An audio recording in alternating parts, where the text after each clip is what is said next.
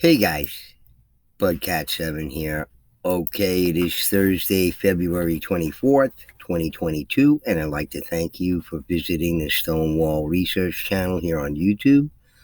I really do appreciate it.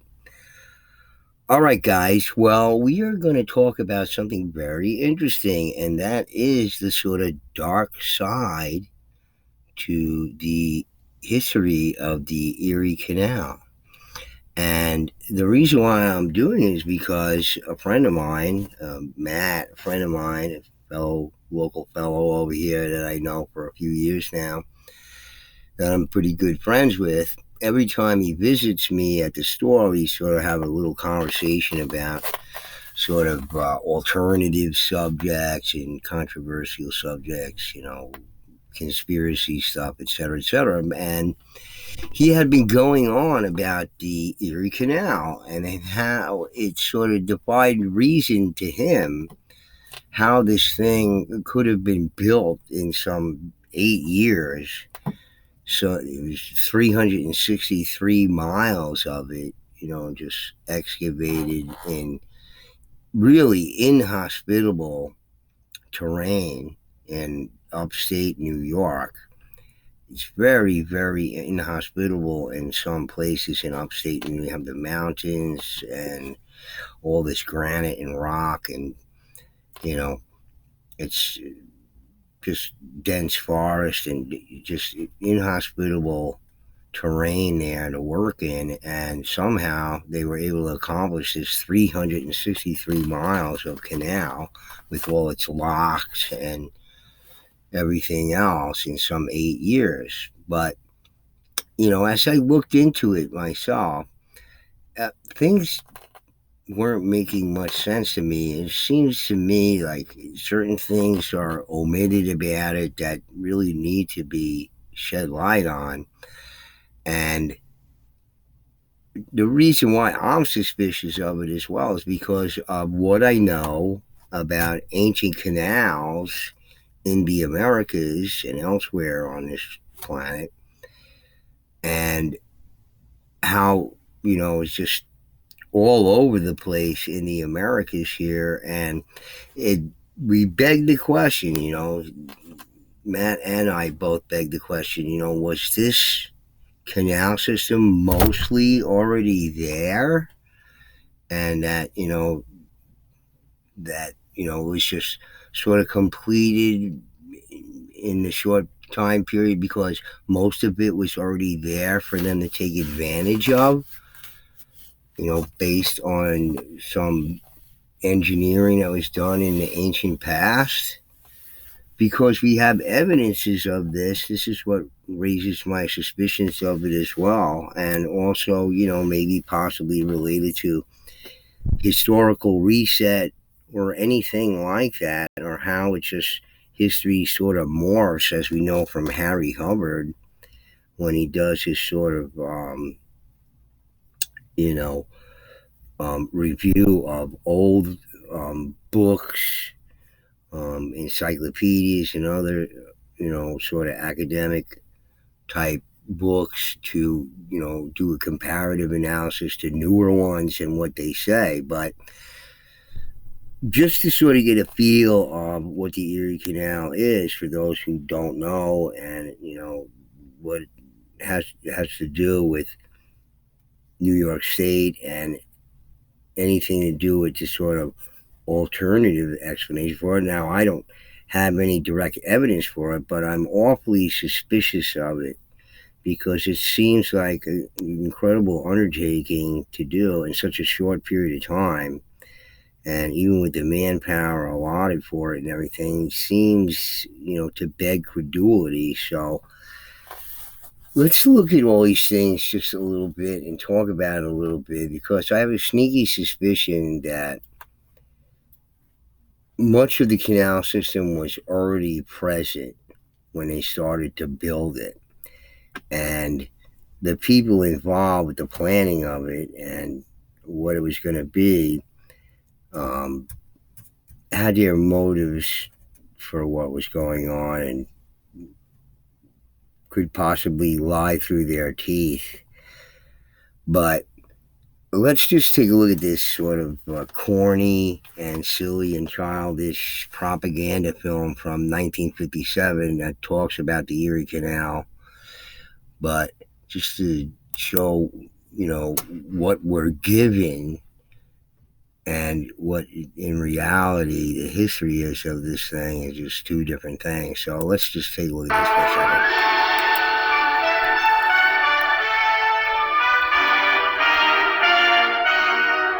Governor DeWitt Clinton of New York.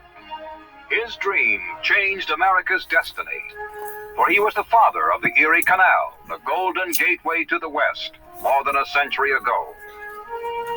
Opened in 1825, the Erie Canal was the first empire builder in our history. It was the only water highway through the long Appalachian mountain chain. Supplying a route for the settlers to go west, it gave them a means for shipping their goods back east. Overnight, the canal opened the east to the west and the west to the east. In New York State, towns sprang up all along the 500-mile route. Buffalo and Albany, the terminal cities, grew rapidly, and New York City became the greatest port city in the United States and eventually the world.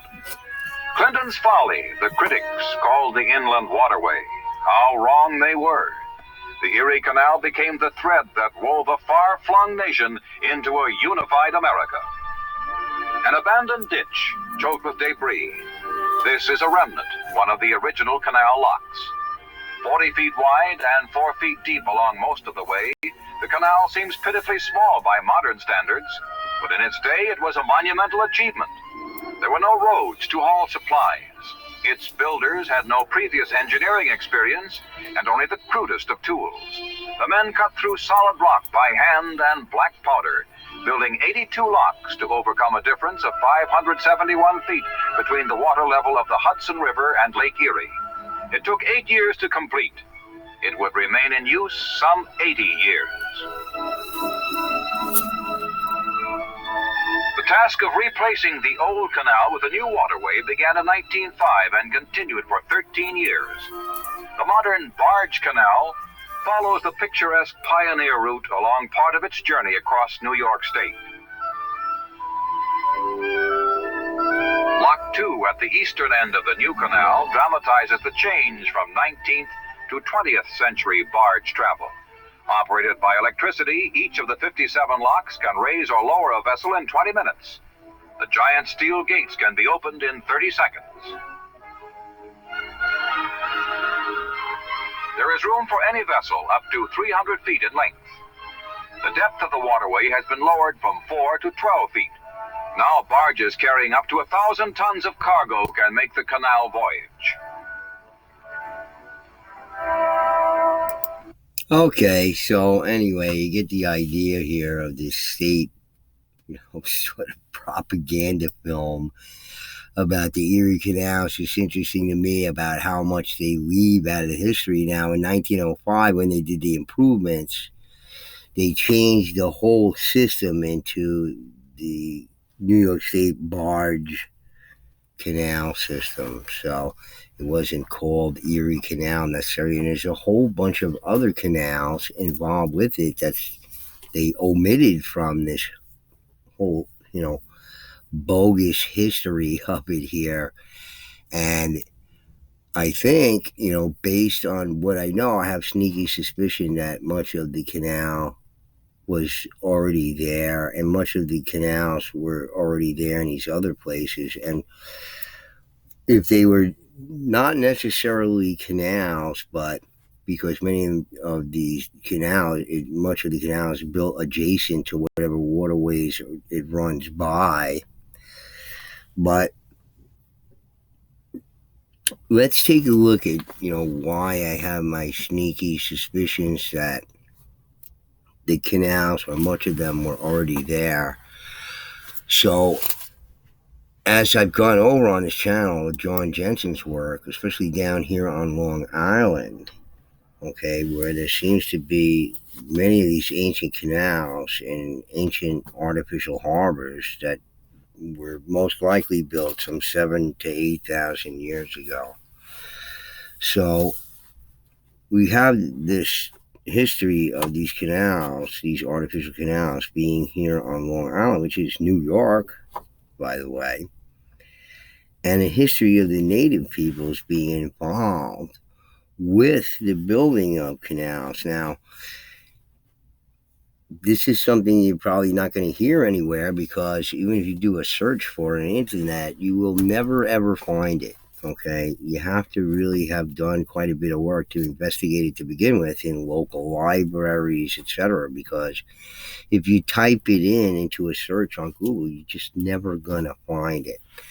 And that's the legends and history of oral history, really, of the Montauk tribe here on Long Island.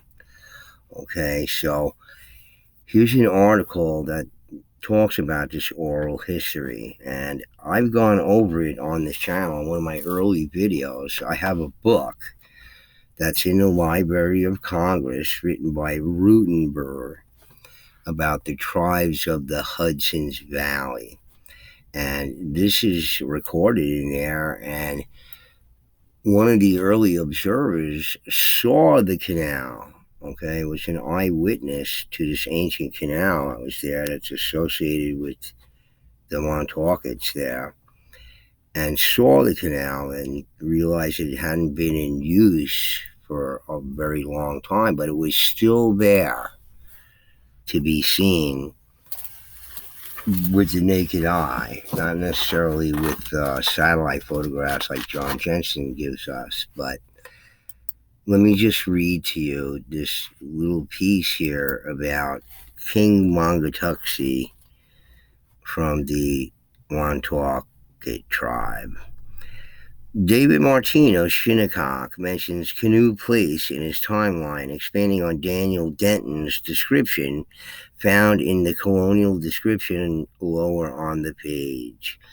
Mongatuxi, or Longknife, who supposedly was the Montauk sachem 200 years before, possibly 1470, is probably much way further back than that, but who at that time was highly respected by the Mohawks, Narragansetts, and Pequots, cut through the canal by hand at Canoe Place, present-day Shinnecock Canal, to be able to let pass canoes through from one bay to another. The story was that the Shinnecocks captured his son, who was out hunting. Mongatuxi pursued them with 300 warriors in 50 canoes, crossing into Shinnecock Bay at Canoe Place. After victory, he cemented peace by marrying his son to the daughter of the Shinnecock sachem. This also improved lines of communication. Okay, so what's not described here, and what was described in the book from the Library of Congress by Rutenberg, is that King Mongatuxi was of gigantic stature and was a fierce protector of his people, and that he built this canal, which, by today's cost, dredging costs, etc., would cost, several $1,000,000, but he dug it by hand. Okay, so here's a little piece of history that has to do with the artificial canals, these ancient artificial canals from some time, long time in the ancient past, 7, 8, 9,000 years ago, okay, that you're never going to hear anywhere, because I did the research to find this out, and it was tough to find it, really, but it's in the local libraries here, but you'll never hear about it here on the internet, because you just cannot find it anywhere. I found it here because I already know what to look for, but here you have evidence of native peoples here on Long Island building canals. Okay, and it's a long history. I'm going to do an article pretty soon about canals in Florida and what they say about a specific one that they know is an ancient canal, and it's not attributed to the oil companies. It's just interesting what's mentioned in there, including the Hopewell exchange system and the Hopewell tradition. But why am I also suspect of it? Well, as you know, on my channel, I went over these huge scale ancient earthworks, artificial harbors, canals, ponds, lakes in the Americas, and we took a look at some of these things in the satellite images of these just amazing, huge, absolutely huge artificial ponds, canals, lakes, you name it, and just immense and incredible constructions here. And they go all the way up through North America by the Hohokam, and in Florida, and Louisiana, which they're showing here. This is an artificial harbor here, built by some ancient race in the ancient past. Okay, when the water level was low enough for these things to be above water, would have to be some 7 or 8, 9,000 years ago. Okay, so we know of that. All right, and also in my own research, okay, here's me in Marion, upstate rural Connecticut in the Green Mountains, and here's one of these sites, the Stonewall site, with earthworks and excavations here. This is very interesting over as I here. come around the corner here, And like you I said, see a Great Depression you here. have this sort of deep bowl-like depression over here. Then you have almost like an earthen walkway. That's almost like a narrow mound that goes down to the watering hole over there. And it's very strange. It doesn't, and then you have also this deep depression. So this almost looks like this whole area is part of this land bridge that goes out that way. And you can see there's a stone wall built in this depression along that earthen walkway, more or less. So anyway, the reason why I'm showing this is where earth has been removed. This is near the New York State border, by the way. And we're close to the Housatonic River over here, which was used as a method of transport by native peoples in the past. Okay, so you have the whole river systems being used by the native peoples. Okay, and obviously all the colonists and settlers knew that the natives were using the waterways to transport goods and resources, etc., etc. So let's just read on a couple of different things.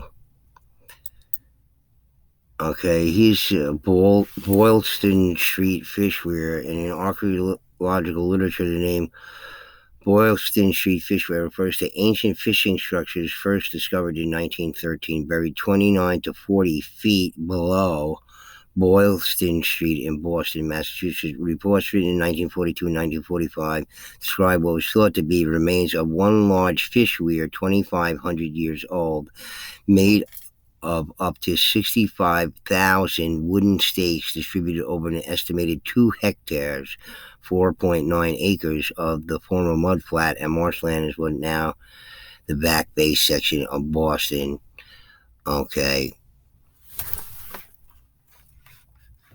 So just to show you the sort of projects that people in these areas were involved in and the reasons why. Okay, so we know that the native peoples in these areas, okay, grew a lot of maize and, some square miles of it, 500-acre farms along the Hudson, which George Washington sent agents up there to burn these farms because that's where the British were getting food for their military.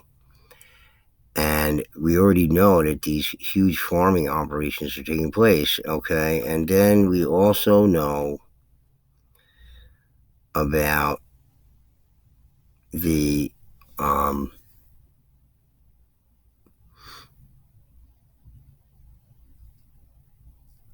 we know about the history in the Algonquin about growing maize and how you had to do that. And it required a lot of fish heads, okay? Part of the way that you grew corn or maize was that you planted it with these fish heads, and you put the seed, the green kernel on top of it, and that's how you grow corn, according to their legends there of maize.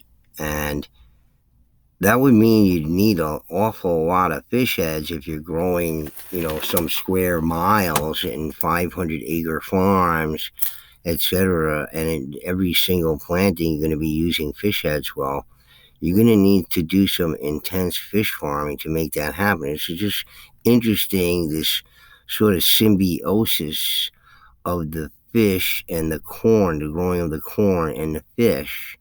And I would assume the consumption of the fish, you're not eating the head necessarily if you're saving it to grow your corn, but you're going to need an awful lot of it.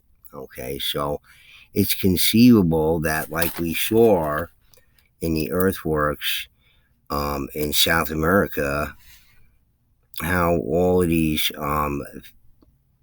fish, artificial ponds and lakes that had to do with fish farming were in all these areas in South America there, okay, with all these artificial earthworks and canals having to do with this fish farming, okay. Now, here's also up at Mallory here. I just want to show you what was going on up there. Okay, so along this brook here, which was dammed, 2 dams, okay, to create this area that would fill up with water along the brook. We can never get it here. And it's just interesting to me, after brook was doing dammed all this up and the water level was much higher. I don't know, but you can see the wall comes down, it's built here, then it goes back up again. Why? It doesn't make sense. And when I say things don't make sense, is that I'm saying that it doesn't make sense from the colonial standpoint or the settler standpoint, that they build a rock over a boulder, that they do. Sorry about the internet's a little slow here certain tonight. Things when they do build, I'm referring to the reasons why, the Europeans would, do these kind of things. It doesn't make a lot of sense to me. But I mean, it obviously makes more sense if you have a culture here that, we're more interested in the symbolic value of the walls than its utilitarian value of the walls. So anyway, you have this build out comes down. It's very interesting here. You have this large stone and this sort of cubby out here. And inside there is a bunch of small stones tucked in there. So it's very interesting that they built this out over here like this. And, along the wall here, we see these build outs and whatnot. And, it obviously, represents some purpose or whatever. I don't see any effigy over here, but there was obviously a reason to come down off the crest there to build this out. So, in any case. Okay, well, after processing all the data and information from my travels in 2018 and looking at all these stonewall areas, I come to the determination that they were using this area here for fish farming, and that these build-outs along the stone wall here were for processing the fish. Okay, they needed a lot of fish for their plantings of maize where they could do it in a mountainous area there. They still were growing maize there, although they imported a lot of it from western New York and northern New York from along the St. Lawrence. And it came down the river system. That's how they got it to where they had to go. But here you see this culture here, whoever the stone wall culture here was using the brook to stock fish during the summertime, because the brook ran dry in the summertime. There was only small puddles, isolated puddles, and some of those puddles had smaller fish in them. But if you had dammed it up while it was flowing, in the springtime, after all the heavy rains and everything, and the wintertime was over, it runs very deep and normal in there.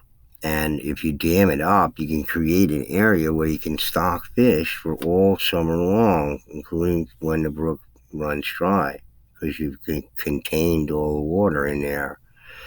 And these build outs along the brook here were for processing the fish. It's probably those small stones that are in that little cubby there were tools for the, just processing of fish, scaling tools, etc.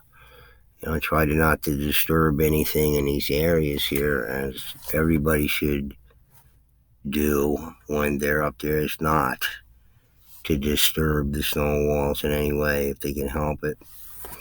But just to show you from my own research, okay, things add up in certain ways, and again, I strongly suspect that much of the canals were already there. Okay, so here's the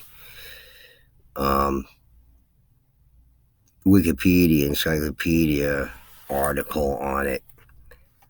But did I want to mention anything else? Yeah, okay, so let me just go over this before we get to the Erie Canal article there. I want to make sure I cover all the bases here. Okay, so there's a couple of things here that I want to cover before we get to it. Okay, here's a scholarly article written about prehistoric fish weirs in eastern North America, okay, including New York State, okay. And what the author has to say about it here, he's master's thesis by Alan Lutens here. And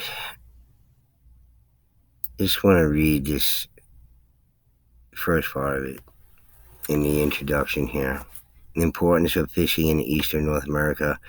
Archaeologists concentrating on eastern North America have only recently begun to realize the importance of fishing to the reconstruction of prehistoric subsistence patterns in eastern North America.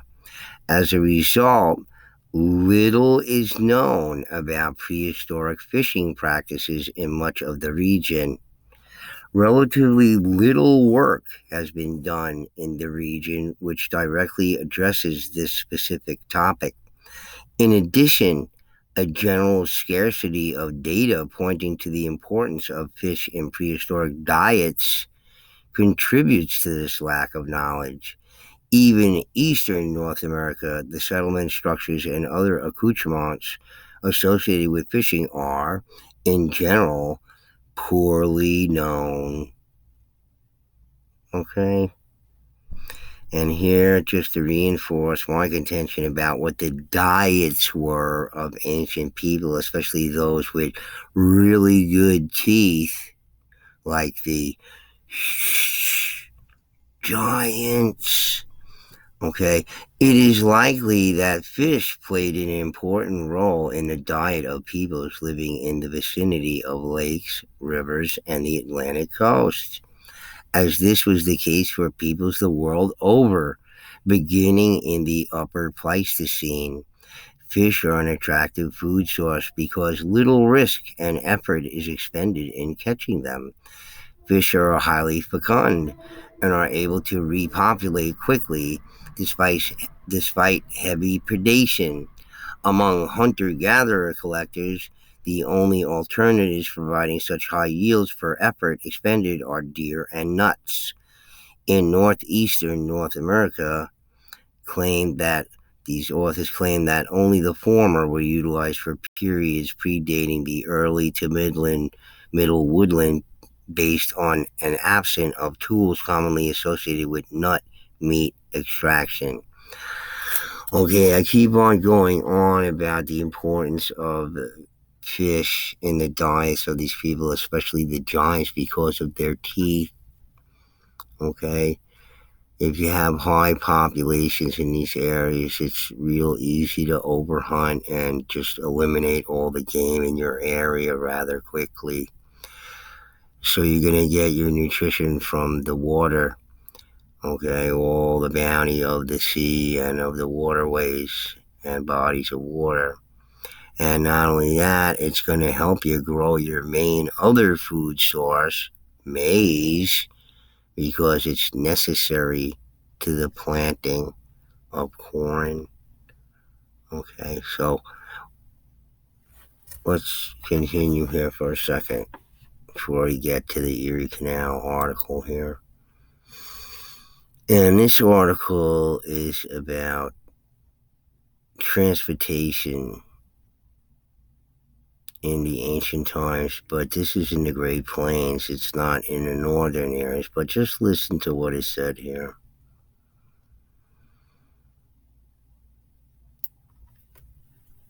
The primary reason that made the distances so demanding was the lack of efficient transportation facilities in the period before contact with Europeans. Native Americans lacked large beasts of burden such as camels and horses. Their only domesticated animal was the dog, which was used to carry loads and to draw the travois.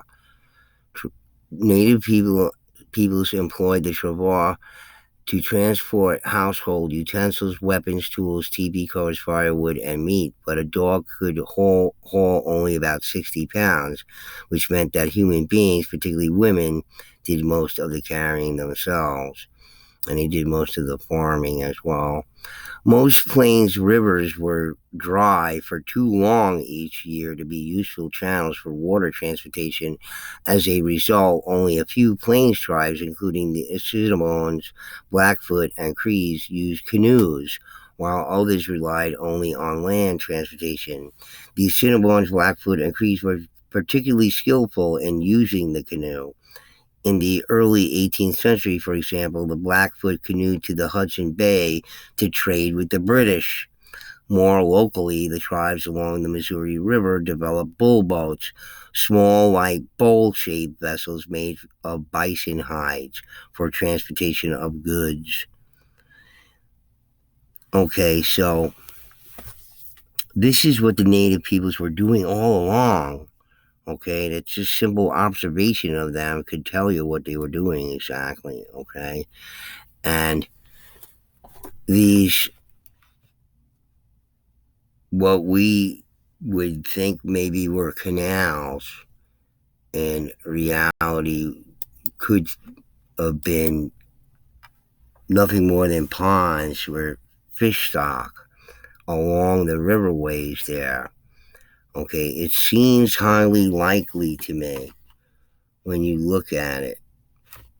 All right, and the Erie Canal, when it was being built, was linked up to all these other canals, okay, which were also being built at the same time. So not only was the Erie Canal being built, but all these other major canals were being built simultaneously, which somehow is never discussed when this topic is brought up. I mean, we can read about it in these histories here, but whenever it's given, presented either in any presentation you look at, okay, nobody ever considers, well, it's more incredible than just the Erie Canal because there's all these other canal systems involved with it. Okay, so I'm not going to read the whole article here. It just gives the whole history of it, and he mentioned Governor DeWitt Clinton, who was one time the mayor of New York City, I believe, at one time. And in my opinion, I think that Clinton was trying to get money out of the federal government to build this thing. He didn't want to use New York State money to build it. He wanted to use federal funds to build it. Okay? And I think he and his cronies were omitting from their plans to build this thing, or admitting that the knowledge of the fact that much of the canal was already there. So all they had to do was build mostly the locks, okay, link some of these artificial ponds that were built adjacent to the waterways together, and build whatever aqueducts were necessary to link individual areas across some valleys, etc., etc. Okay, and that Clinton was leaving all of that out when it came to any of the discussions of these things. He knew they were there already. He knew the project that could be completed in record time because they only had to focus mostly on sort of, perfecting it and just, incorporating it into the system that they were attempting to create. But again, most of the canal system was already there. All right. So it really is like the entire barge system is connected by a whole series of canals.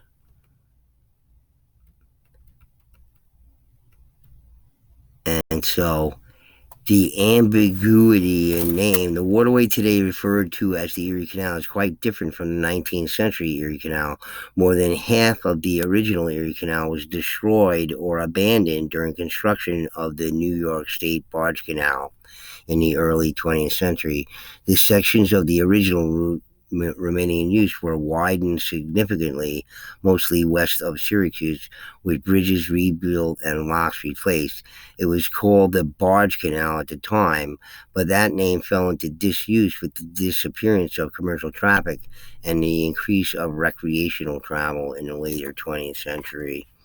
Okay, so what is this New York State Barge Canal system? Okay, because it's a whole system. It says New York State Barge Canal, but the New York State Canal system has to do with more than just the Erie Canal. The Oswego Canal, the Cayuga Seneca Canal, and the Champlain Canal are also associated with it. Okay, so you see this. This is a 60-mile section. Okay, fully opened in 1823. Seneca Canal. They don't give the dates, but a similar date for the Cayuga Seneca Canal, and also the Oswego Canal. Okay, you get the info on that.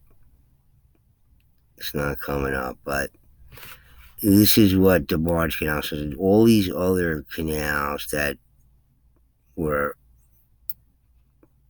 joined with it were also under construction at the time. So it's not just the 363-mile Erie Canal.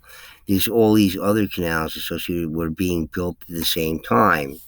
Okay, so the construction for it started in 1817, and it's understandable why they would have to use a lot of immigrant labor to build this thing, because there weren't any people there anymore after 1816. Why is that? Well, 1816 was the year without a summer.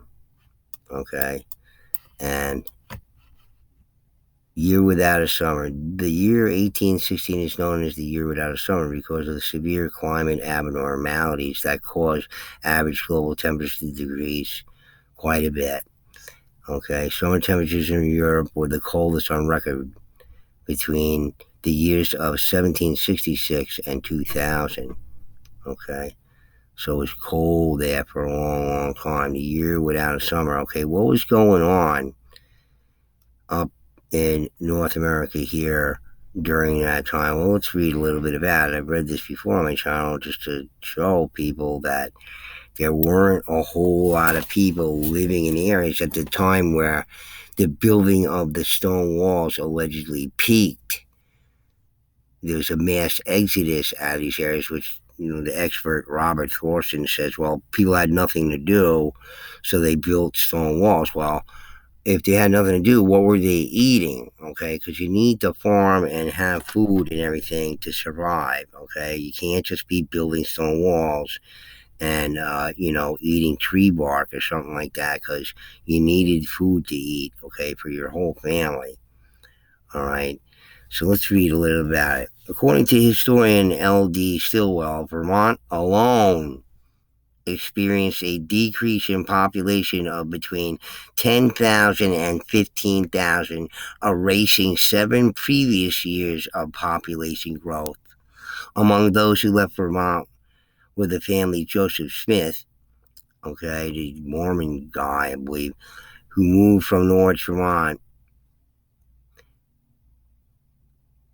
Okay, so this is what gave rise to the settling of the West, the Mormon church. All the people from the areas in the Northeast there left.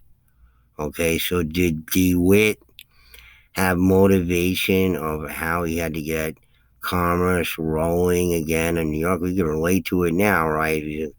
Similar things going on right now, right? We need to get commerce going. So how is DeWitt going to get commerce going again after this atrocious year without a summer and all the people who left New York to head west to settle the West?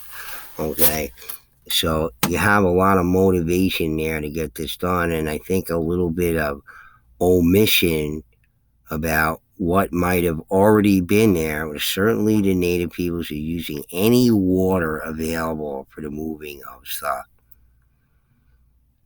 Okay.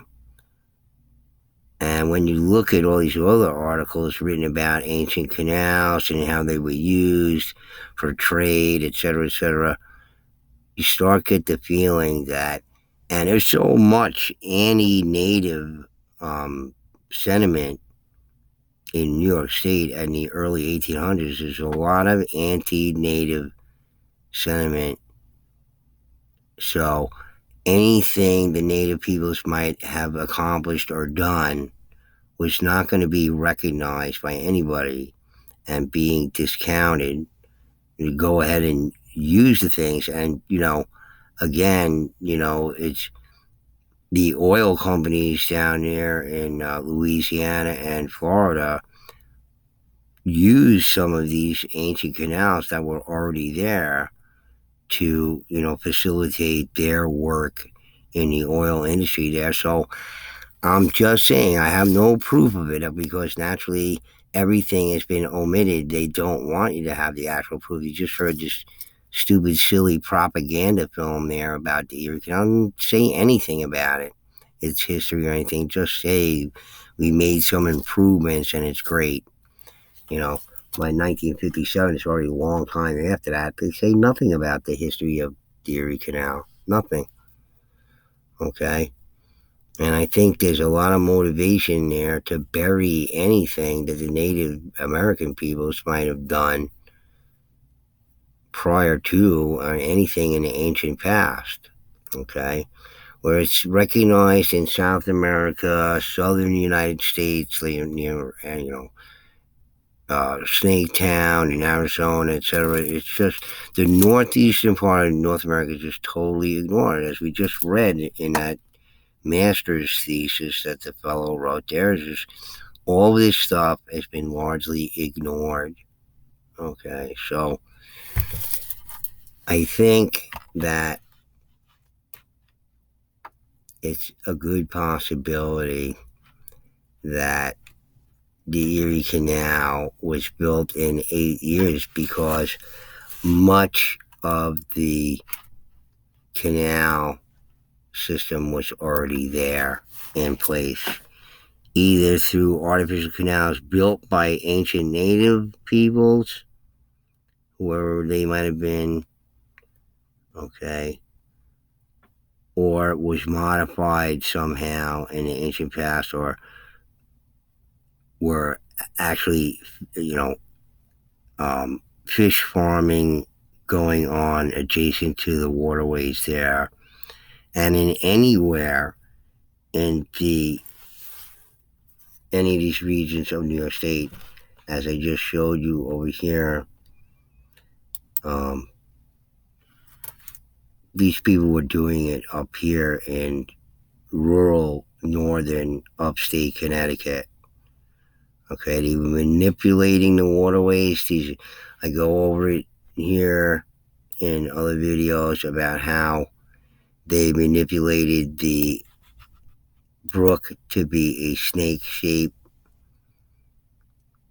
by using stone on opposite banks to create the S curve in there to create the snake in the brook. Okay, so here's their spiritual deity being represented in the lake, in the brook here, that they manipulated to be a certain way. And I show it in this video, and it's obvious that they did it.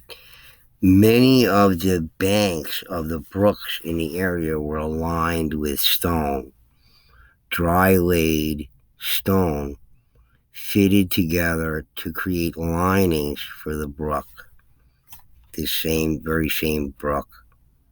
Okay, we go further down in the brook. There's effigies in them, like this here. This lines the brook here, and here's the effigy of a fish or the horned serpent right behind me that lines the brook. All the brooks in this area were lined like that. This thing here is an effigy and a retaining wall here. It just ends over here, and there's no more wall over here. But for what reasons? If this was built by colonists and settlers, but here's the eye and the nose of whatever this represents, the horned serpent or a fish, something like that. The overall theme and malady was sort of maritime. But all the brooks in this area were lined with stone by some culture in a far ancient distant past. All right, so if they're doing it here, they're doing it everywhere up there. And I think, as I said, that Matt and I strongly suspect that the Erie Canal got done so fast because much of it was already there, or at least enough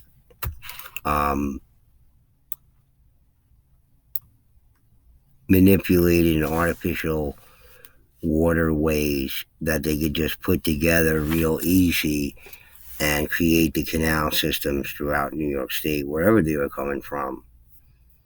Okay, all these other canal systems that were built around the same time, which would have required an immense amount of manpower, but they weren't getting it from there. Locally, year without a summer, everybody left. Okay? And I don't know why they would think that after 1816 everything would be much better. There's no reason to believe that, but apparently somebody did. So maybe much of the canal was already there. Maybe the whole thing was already there. You know, you have the whole historical reset going on. But I don't know, folks, but I strongly suspect that a lot of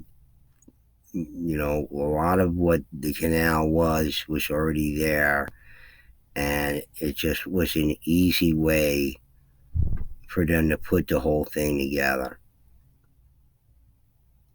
Okay. This sort of view of the elevation involved.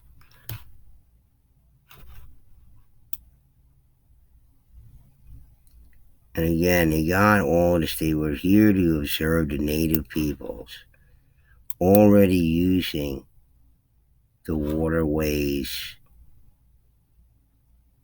to transport all their goods. So some of these canoes could carry up to 3,000 pounds. A birch bark canoe manned by, 4 guys could haul some 3,000 pounds of whatever it was that they were bringing around. And this is one of the ways they got things around, not only through the Indian trails that I've talked about on my channel. There's plenty of ways to get stuff overland, okay?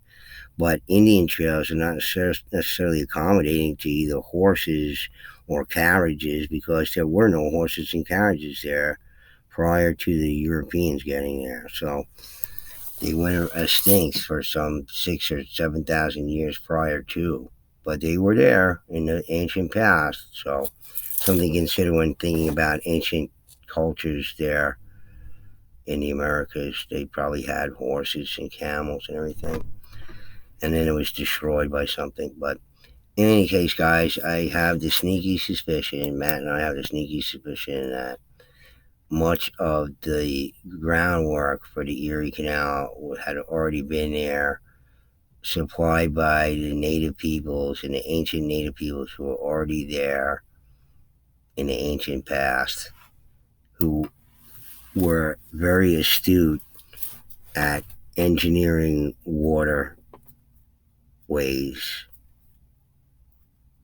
Just a matter of fact.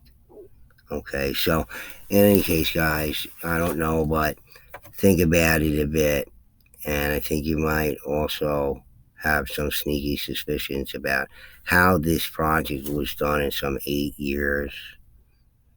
It doesn't seem like it's possible. 363 miles through some very inhospitable terrain. All right. All right, guys. Anyway, hope you enjoyed that. I hope you think about it a little bit. And again, this is another case where people taking credit for other ancient people's work and didn't quite do everything themselves or none of it at all. So anyway, guys, please hit the like button if you liked it, and please do subscribe. We talk about some very interesting things on this channel. All right, guys. Anyway, Bugcat signing out. Peace.